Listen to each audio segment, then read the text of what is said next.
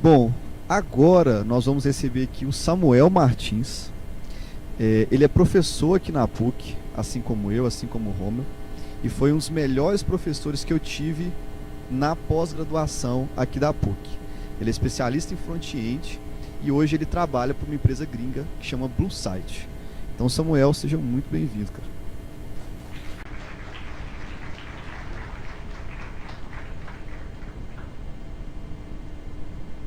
Galera, boa noite. Tem que aprender a usar esse controle aqui, viu? Tem muito tempo que eu não venho aqui na PUC dar uma palestra, uma aula. Testar. Tá funcionando. Pessoal, prazer demais estar aqui. Queria agradecer aí o pessoal da organização.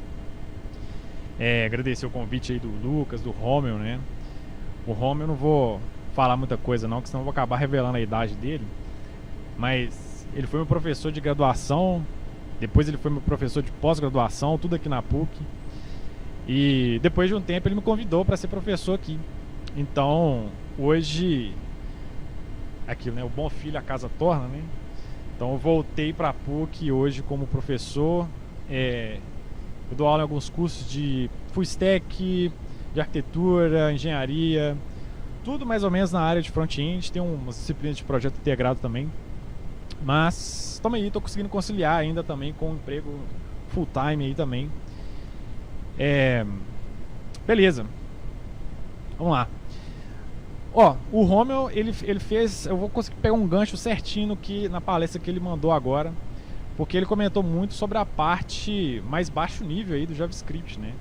E ele falou, toma cuidado, né? Não vai querer aprender framework antes de aprender a linguagem, que aí você acaba dando um passo muito maior que a perna e acaba não entendendo direito onde que entra a parte de biblioteca, onde que entra a parte da linguagem.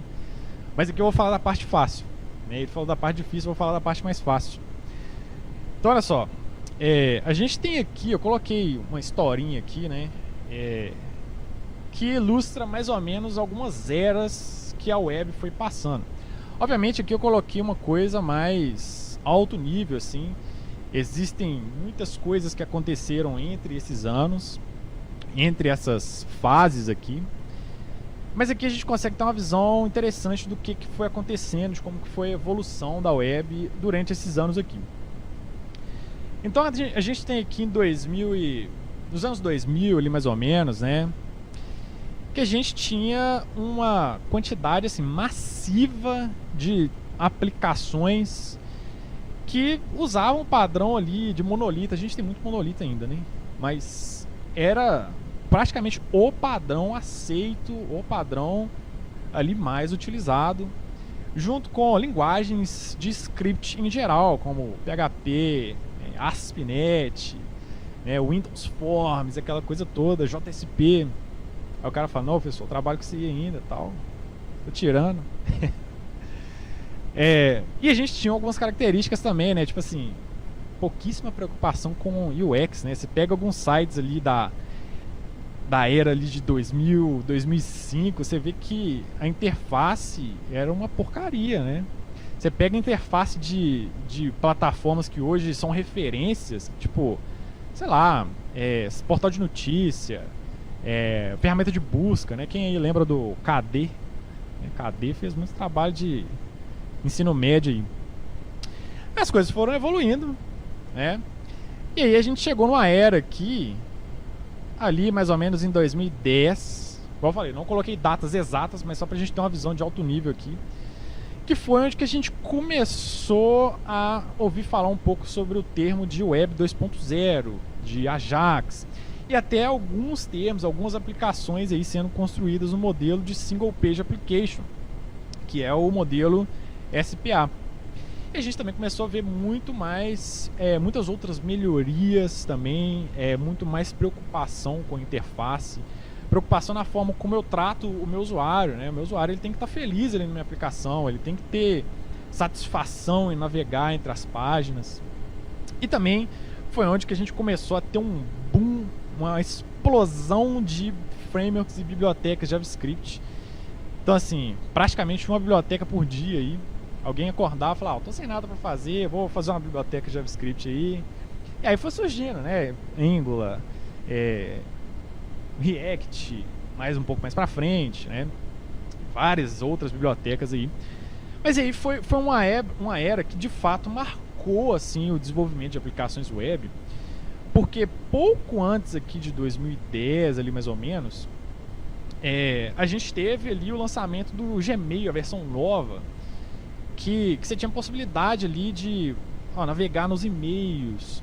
Aí você podia clicar no e-mail e arrastar para a lixeira. Então isso aí é uma melhoria absurda, né, de interface. Mover coisa para pasta, selecionar vários e navegar sem que as páginas ficassem todo momento ali recarregando, né, e tal. Então, para suportar essa evolução, a gente começou a ver uma série de novas bibliotecas e novos frameworks de JavaScript. E aí, com o passar do tempo, a gente foi tendo aí em meados aqui entre 2010 e 2020 muitas ferramentas que hoje passaram a ser quase que um padrão de mercado se a gente for analisar o mercado de front-end em geral, tá? Então muitas das bibliotecas que a gente consegue desenvolver e é engraçado pensar, né, que às vezes uma biblioteca ela gera emprego, né? Então você pensa que tipo, hoje tem vaga em React. Uma biblioteca que ela gerou um mercado, ela gerou uma necessidade, né? Então muitas coisas foram surgindo para de fato suportar essa evolução. E aí a gente chegou aqui na era 2020 aí, um pouco antes, um pouco depois, onde que a gente tem algumas novas tendências sendo observadas aí no mercado. Então assim, hoje a gente fala muito sobre aplicações renderizadas a nível de servidor, interfaces direcionadas por servidor também, e muito sobre web distribuída, né? Que é onde a gente fala ali de micro front-ends, aplicações em monorepositórios. Não tem nada a ver isso aqui com monolito, não necessariamente, mas a gente fala muito mais sobre aplicações distribuídas. Então você pensa que, sei lá, uma interface tipo do Netflix, você consegue ver filmes, você consegue a interface toda interativa ali, isso aí não era possível sem as ferramentas que a gente tem hoje, né? De fato, assim, o JavaScript, ele teve a sua evolução de sintaxe, de performance e tudo mais, mas é muito difícil você ficar mantendo esse tanto de coisa na unha, né? Mantendo muita coisa na mão aí. Então, muitas ferramentas vieram para, de fato, facilitar esse trabalho e suportar essa evolução das aplicações como um todo. E aqui eu coloquei, 2030... qual que será a próxima era, né? Eu fiz aqui algumas perguntas. Será que a Web3 ela vai emplacar de fato, né? A gente tem muita vaga hoje ainda, né? Muitas empresas que de fato estão utilizando, né? Às vezes alguém até trabalha aí já com algumas dessas tecnologias, mas é algo que está engatinhando ainda. Blockchain, a blockchain também já existe, né? Não é coisa nova, mas também não é uma coisa tão democratizada, tão expandida, né? A gente não vê tantas empresas com de fato necessidade de uma pessoa que saiba blockchain para fazer autenticação, para fazer qualquer outra coisa. E eu coloquei também aqui, será que a gente vai ter uma modalidade de programação orientada a ChatGPT? Já existe também, né? Mas quem sabe não melhora, né? Já peguei muito trabalho aí feito com ChatGPT, hein? Vamos lá. Então assim, depois dessa evolução aqui, toda que a gente passou e tal, a gente acabou estabelecendo meio que um padrão e um senso comum de aplicações web. Então, para praticamente todas as aplicações web baseadas em frameworks ou bibliotecas de JavaScript, eu tenho algumas necessidades em comum aqui. Então a primeira delas é componentização. Para que eu preciso de componentização? A componentização ela facilita muito o reuso, né? Muita manutenção. Então assim, se eu escrevo uma aplicação que eu consigo pegar um pedaço de um código e reaproveitar esse mesmo pedaço para diversas telas, através do modelo de componentização, eu estou ajudando o meu eu do futuro, né? Estou ajudando o meu eu do futuro, que não vou precisar de ficar dando manutenção na mesma coisa em diversos lugares. Então, componentização é um pré-requisito da gente entender quando a gente está falando de frameworks de front-end. Performance. ninguém tem mais paciência para ficar esperando a aplicação carregar por, sei lá, 5 segundos, né? Eu vi uma pesquisa um tempo atrás que pegava alguns países e falava qual que era a média, baseado na qualidade de internet, né, e tal, falava mais ou menos qual que era a média, o tempo de espera médio que uma pessoa demorava para sair da sua aplicação. Eu lembro que no Brasil estava na casa dos 3 segundos, 3,5, e é um tempo relativamente baixo, mas que se a gente for ver em termos computacionais, é um tempo muito alto, né? Então ninguém quer ficar esperando demais a aplicação carregar, né? Você clica no botão, custa para carregar a página, ou então você clica em alguma ação na sua aplicação e bloqueia a página inteira. Então, assim, quando a gente tem uma aplicação de alto desempenho, e quando eu falo alto desempenho, é um desempenho assim, satisfatório, tá? Não é coisa de ficar catando milissegundo na aplicação, não. A gente já tem quase que meio caminho andado para o sucesso aí da nossa aplicação, nosso projeto. E aqui o terceiro é a parte de escala, tá? Então, se eu tenho uma biblioteca que eu não consigo ganhar escala, se eu tenho um projeto que ele não consegue escalar de forma saudável, e o que é escalar de forma saudável? Eu conseguir adicionar novas funcionalidades sem tanta dor de cabeça, né? Eu consigo adicionar novas features, eu consigo adicionar novas funcionalidades, eu consigo fazer uma refatoração de forma que eu não gaste 5 meses, 1 ano, 2 anos, né? E eu consigo também atender as necessidades também dos usuários de conseguir entrar na minha aplicação e ter ali um modelo estável, tá? Então, escala também é uma coisa que a gente fala muito. Imagina se, sei lá, chega uma Black Friday e o site da Kabum para de funcionar. Quanta grana que esses caras não iam perder, né? Apesar que isso acontece com uma certa frequência, né? Na verdade, todos os sites de e-commerce aí é uma coisa meio sazonal aí. Então, assim, escala é uma coisa que também a gente vai manter aqui como padrão, uma coisa que a gente estabelece como necessidade para a gente ter uma aplicação de sucesso aí. Então, beleza, ó, para que eu falei isso aqui tudo aqui, contei uma historinha e tal? A gente tem algumas soluções no mercado hoje que são meio que senso comum na comunidade front-end. Então a gente tem essas três bibliotecas / frameworks aqui. Eu falo isso porque tecnicamente o React ele é considerado uma biblioteca, né? Mas eu acabo chamando tudo de framework aqui para facilitar. Mas a gente tem essas ferramentas aqui que são quase que senso comum na comunidade hoje. Então, assim, essas ferramentas elas dão suporte exatamente para esses parâmetros que a gente tem aqui de componentização, performance e escala, sem a necessidade de eu ter que ficar preocupando com cada um desses itens em baixo nível. Então, assim, eles têm, essas bibliotecas têm APIs aqui para a gente conseguir fazer uma componentização de forma fácil. Eles já lidam com várias questões de performance por trás dos panos ali. E a questão de escala também varia muito da pessoa que está mexendo, né?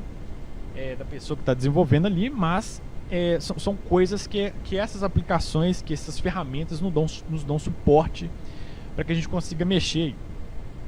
E uma pergunta muito comum que 100% das minhas aulas eu recebo, que é: professor, qual é o melhor framework JavaScript para me usar na minha empresa e destacar e ganhar um aumento?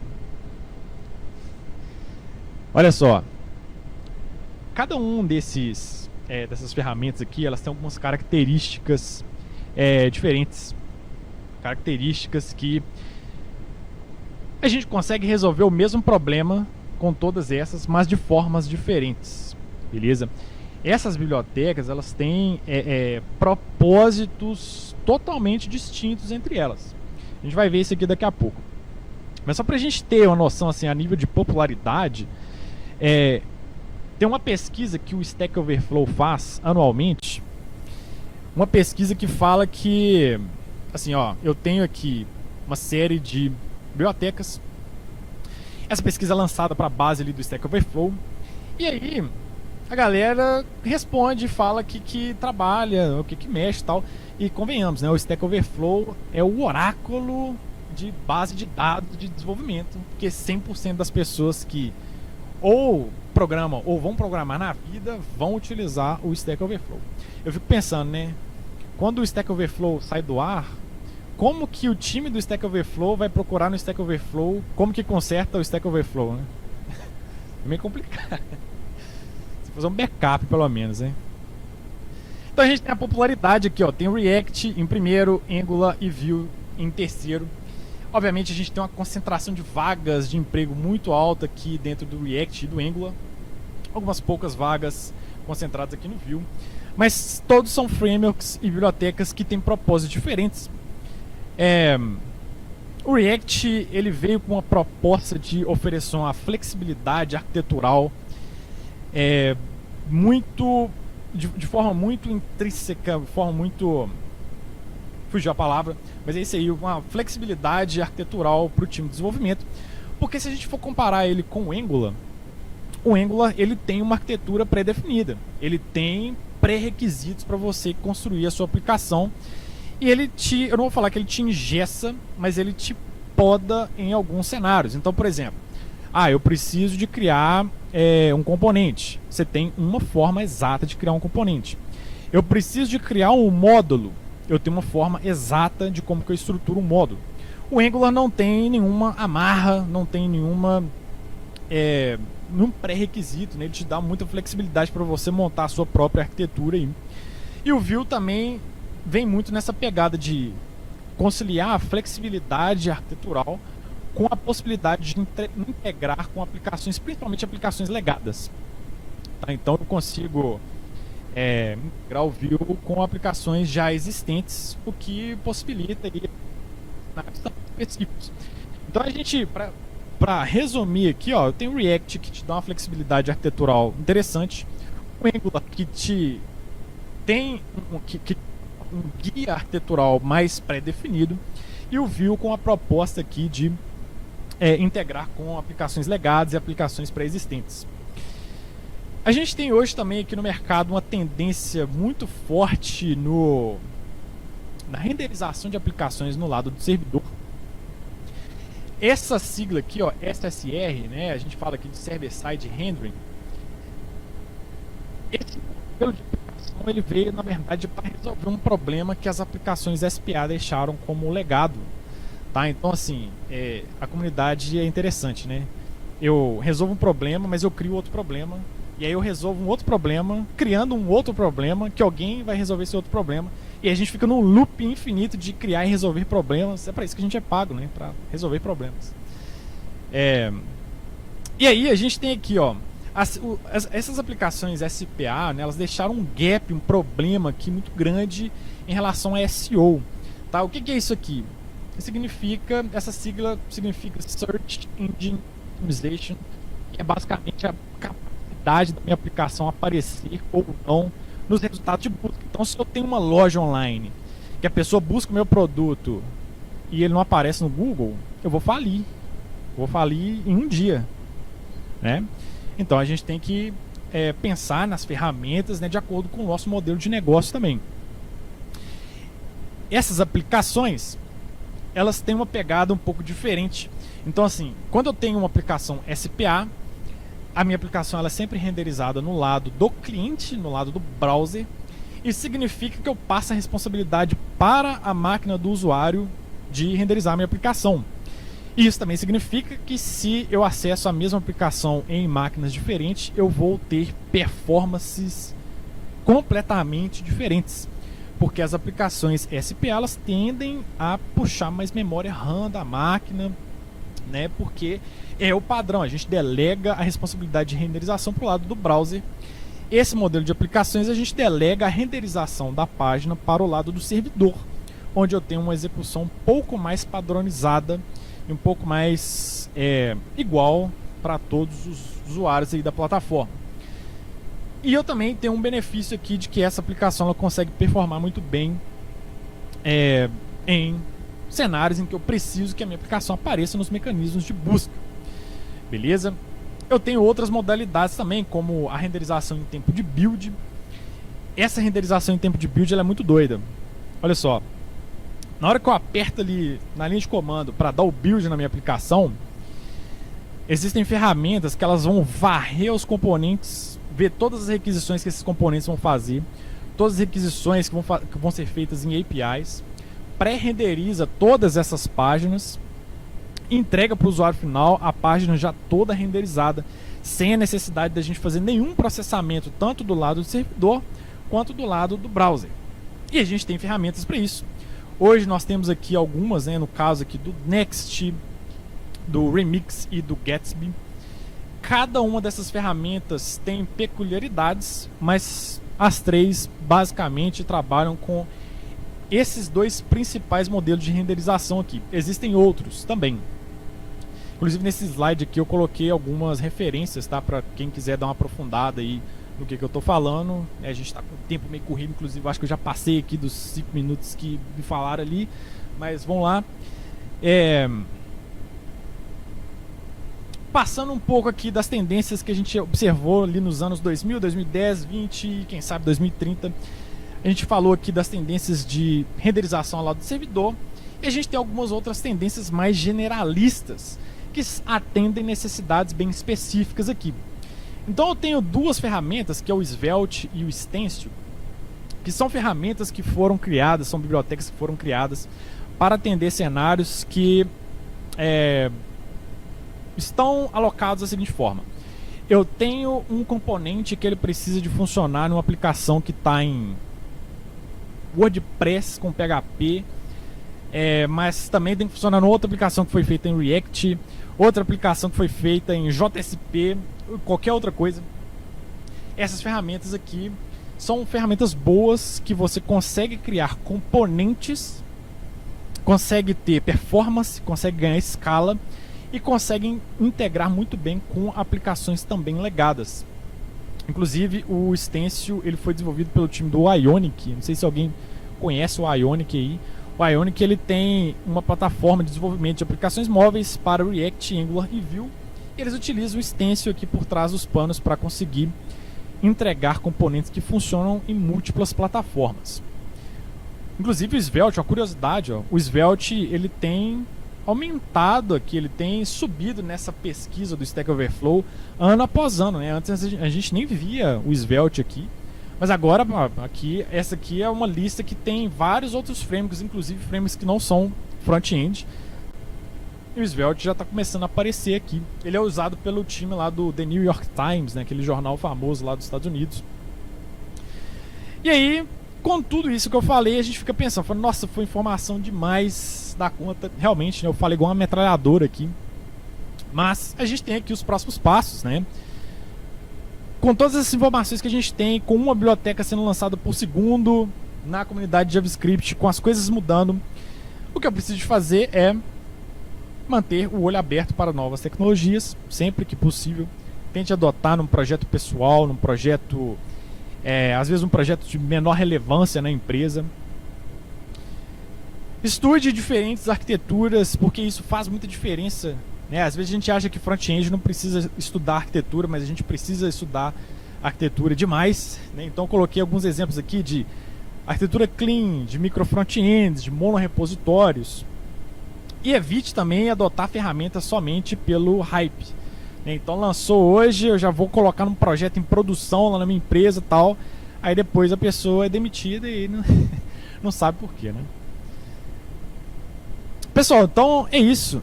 Eu coloquei algumas referências aqui, ó. Essas referências são boas, viu? Quem quiser dar uma aprofundada nesses temas que eu falei, de arquitetura, de ferramentas, tem alguns links que eu coloquei aqui. E aqui eu coloquei um QR Code para vocês acessarem essa apresentação. Não sei se vai estar disponível em algum lugar, mas quem quiser tá aqui. Qualquer dúvida pode me chamar aí no Coffee Break, no café, que a gente troca ideia, ou então pode me chamar no LinkedIn também. Valeu!